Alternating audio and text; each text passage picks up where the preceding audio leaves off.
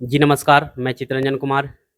आज जो है हम आप लोगों को जानकारी देंगे कि ज़मीन से संबंधित जो सर्वे होना है और सर्वे जो हो रहा है, उसके बारे में जो है अवगत आप लोगों को कराएँगे और उसके विशेषता और एक-एक बिंदु पे जो है आपको हम इस चर्चा में जो है आपको बताएँगे। कानून को सर से हम बात करने का प्रयास करेंगे। अच्छा सर ये बताइए कि जमाबंदी जो बना हुआ है, उस जमाबंदी में क्या उसका बहन का, भाई का, वो सबका नाम होना चाहिए?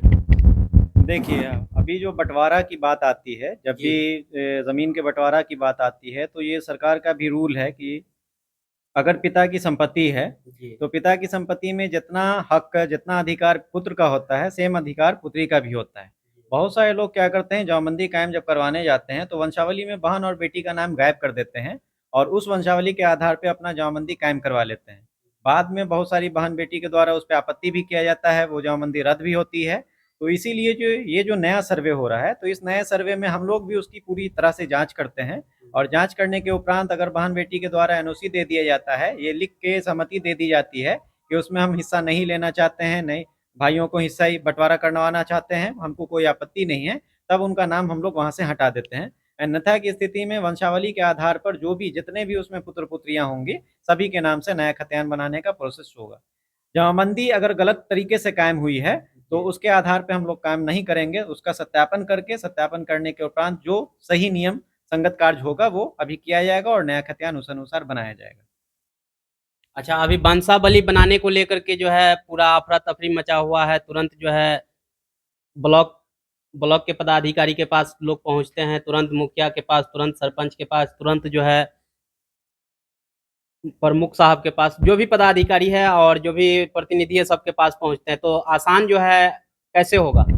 देखिए, वंशावली के लिए हम बता दें आप लोगों को कि वंशावली बनाने का बहुत सारा तरीका है। जी, सबसे पहला जो आप लोगों को हर आम सभा में बताया गया है कि पंचायत स्तर पे जो ग्राम कचहरी से वंशावली निर्गत होती है, जी, वो ये है कि प ग्राम के जो सरपंच होते हैं और जो पंचायत सचिव होते हैं, इन दोनों के संयुक्त संयुक्त हस्ताक्षर से वो निर्गत किया जाता है।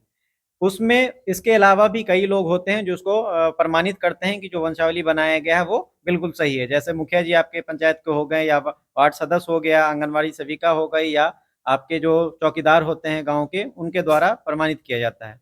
गाँव के ही 2 लोगों के द्वारा भी गवाह के तौर पे प्रमाणित किया जाता है कि ये वंशावली बिल्कुल सही है। लेकिन अगर उसमें समय लग रहा है तो आम रैयतों को ये सूचित करना चाहता हूँ आपके चैनल के माध्यम से जी, कि वैसे सभी लोग के पास 2-3 ऑप्शन और हैं। जी, जैसे सबसे पहला ऑप्शन ये है कि आप फर्स्ट क्लास मजिस्ट्रेट से जाके एफिडेविट के तौर पर आप वंशावली बना के लाके हमको दे दीजिए, वो जी, भी मान्यता प्राप्त है, उसको भी हम लोग एक्सेप्ट करेंगे।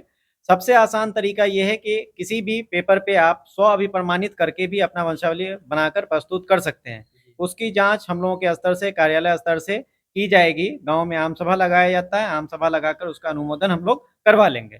तो अगर आपको कहीं भी जाने में समस्या हो रही है, नहीं समझ में आ रहा है कि कैसे बनाएँ या कोई भी कठिनाई का सामना करना पड़ रहा है वंशावली के केस में, तो सबसे आसान उपाय आपके पास है कि आप अभिप्रमाणित करके वंशावली बना के मेरे पास प्रस्तुत कर सकते हैं और जी, फिर हम लोग उसको अपने स्तर से उसकी जाँच-पड़ताल करेंगे और जाँच-पड़ताल करने के बाद जो सही डिसीज़न होगा, उसके अनुसार नया खतियान बनेगा। बहुत अच्छा। चलिए आप लोगों को ये वीडियो कैसा लगा आप लोग कमेंट बॉक्स में हमें अपना राय ज़रूर लिखेंगे और इस वीडियो को लाइक कीजिए, शेयर कीजिए। चलिए मिलते हैं अगले वीडियो में। जय हिंद।